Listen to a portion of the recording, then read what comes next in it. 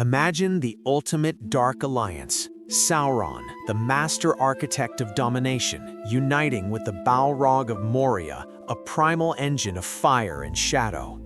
To face a Balrog in battle was a terrifying experience, shaking even the bravest of men and leaving absolute destruction in its wake. If Sauron could harness this immense power, he could surely achieve great things and solidify his war against Middle-earth. Yet, when the Great War of the Ring raged, this fiery terror remained locked away, deep beneath the Misty Mountains, a deadly but static secret. This leads us to one of the most persistent mysteries of Middle-earth lore. Why didn't Sauron bring the Balrog into his service? And crucially, was he even able to control it? Welcome to Echoes of Middle-earth.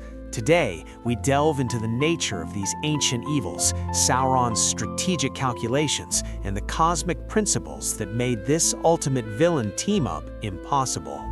Before we address why Sauron didn't use the Balrog, we must settle a crucial preliminary question. Did Sauron even know that the Balrog was hiding in Moria?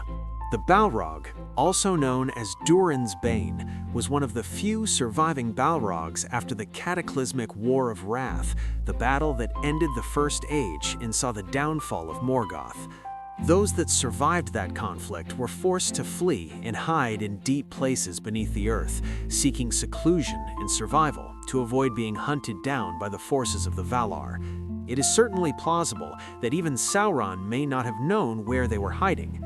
However, the sources suggest it is highly likely that Sauron eventually discovered its presence. Sauron, after returning to power in the Third Age, sent many orcs into Moria to establish a garrison in the northern lands.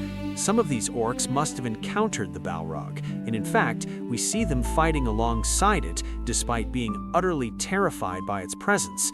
These orcs, serving as messengers, would have been sent out to Mordor to inform Sauron of changes in the north, and they would surely have mentioned the terrifying Maiar spirit's presence in Moria. Therefore, it is strongly suggested that Sauron was aware of the Balrog's existence. If Sauron knew, why didn't he use this devastating asset? The answer lies in the fundamental nature of these creatures. Both Sauron and Balrog were Maiar, powerful spirits created by Eru Ilúvatar before the world was shaped. They were spirits of divine birth, not master and beast, but peers of the same cosmic club. Although Sauron was considered a titan among the Maiar, wielding great cunning and ambition, he did not inherently outrank a Balrog like Durin's Bane within the divine order of creation. Both had been corrupted by Morgoth, the first Dark Lord. The Balrogs were Morgoth's fiercest and most feared servants, known for their loyal allegiance to him. Sauron, while Morgoth's chief lieutenant, lacked the absolute authority that Morgoth of Vala held over these spirits. The Balrogs served Morgoth, not Sauron directly, and thus Sauron had no divine dominion over it. The Balrog's pride as an ancient Maiar meant it would be reluctant to submit to another's authority. Any attempts to ally with the Balrog would require negotiation between equals, not a master-servant relationship, a type of relationship Sauron preferred with his subordinates. However, the Balrog was also a perceptive and intelligent being. By aligning itself with Sauron, who acted in Morgoth's name and encouraged his worship, the Balrog might have increased its power, improved its chances of survival, and still fulfilled Morgoth's purpose. Therefore, conflicting loyalty was not the only problem, suggesting that if Sauron could command it, the Balrog might have been wise enough to cooperate. Even if the Balrog was willing to cooperate in principle, the greatest barrier to alliance was the fundamental difference between their natures, especially given Sauron's goals. Sauron, the Dark Architect, sought rigid order, precise strategic planning, and absolute domination, bending all creatures and kings to his systematic vision of tyranny. His goal was to dominate Middle-earth through control and manipulation. The Balrog, conversely, was a creature of raw, primal fury, embodying chaos and destruction. it was utterly untamed. Balrogs acted as engines of destruction, often without regard for strategy.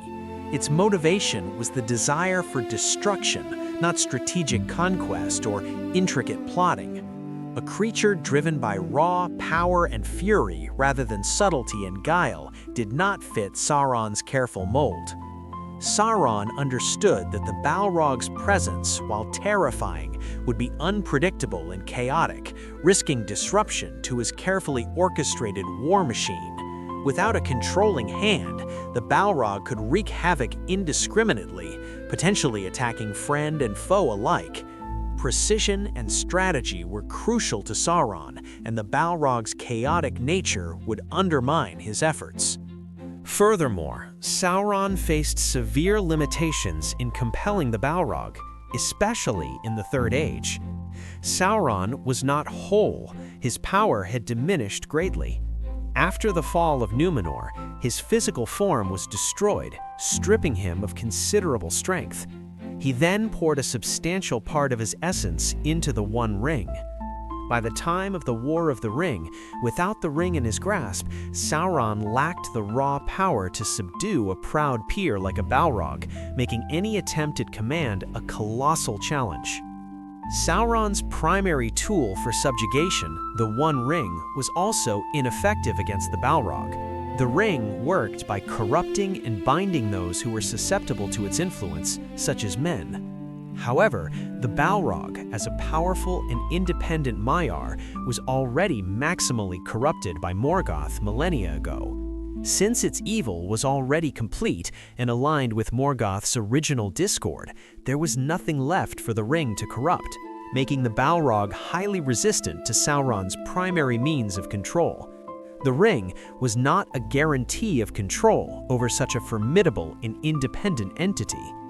To subdue the Balrog would require immense energy and constant vigilance, an expenditure of resources that Sauron, focused obsessively on reclaiming the One Ring, could ill afford. Sauron, being a cunning tactician who rarely acted foolishly, concluded that it was in his best interest to keep the Balrog exactly where it was. The Balrog was more valuable as a static horror than as a fighting asset. The Balrog's continued presence in Moria served several crucial strategic purposes for Sauron without requiring any direct command or negotiation. Stifling dwarven power. The menacing presence of Durin's Bane prevented the dwarves from reclaiming their ancient, prosperous home of Khazad-dûm, Moria. The Balrog's threat was too great for them to handle, ensuring the dwarves remained a dispersed, wandering people, unable to muster a strong, unified defense against Sauron's schemes. Blocking mountain passage. Moria guarded and secured one of the most important passages across the Misty Mountains. The Balrog's reign turned Moria into a death sentence to travel through, effectively blocking any passage across the mountains for Sauron's foes, isolating the north from the south. This was crucial because it prevented figures like Elrond of Rivendell from easily moving armies or supporting Gondor. A convenient sentinel. In this sense, the Balrog was viewed similarly to Shelob. It was a terrifying, static entity that conveniently served Sauron's influence by being a watchful sentinel that required no resource allocation or direct control. Sauron needed its silence and the fear it created, not its sword. Why risk sacrificing this vital grip on the northern lands by summoning the Balrog to Mordor?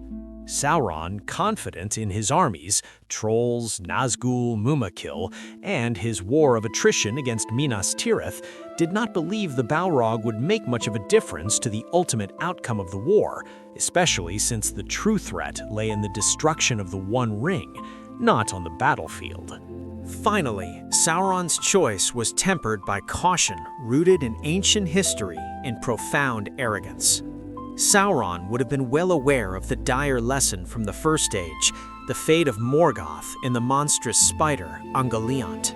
Morgoth and Ungoliant once allied to sow ruin, but when Morgoth's power waned, Ungoliant turned on him, wrapping him in webs and nearly consuming the first Dark Lord. Morgoth was only saved by the desperate intervention of the Balrogs themselves. To awaken Durin's Bane, a proud, ancient, and dangerous peer, and attempt to force it into his service was to risk replaying that nightmare. Such a force of wrath might challenge Sauron himself, disrupting his machine of war with an unmanageable inferno. Sauron, already weakened and distant from the ring, had no desire to court a potential rival who might betray him. He chose cold, calculated foresight to ignore a flame he couldn't master. Furthermore, Sauron, convinced of his inevitable victory, also sought to maintain secrecy.